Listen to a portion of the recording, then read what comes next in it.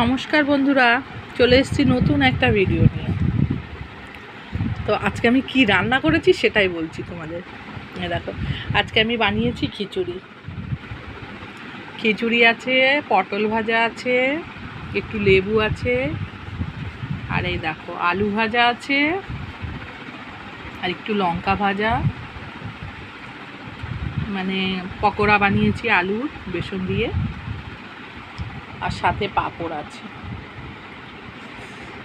খিচুড়ি বানানোর একটা কারণ আছে। আমাদের এখানে কালকে থেকে ভীষণ বৃষ্টি হচ্ছে, আজকেও সারাদিন বৃষ্টি। তাই এই বৃষ্টির সিজনে কে কে খিচুড়ি খেতে পছন্দ করো তা অবশ্যই জানাবে বন্ধুরা। আমি তো আজকে খিচুড়ি বানিয়েছি, এই দেখো আমি খাচ্ছি। সবাইকে শুভ দুপুর, সবাই ভালো থেকো।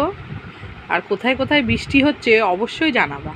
আমি তো দিল্লিতে থাকি, আমাদের এখানে বৃষ্টি হচ্ছে। তো তোমরা কে কোথায় থাকো, সেখানে বৃষ্টি হচ্ছে কি না জানাবে।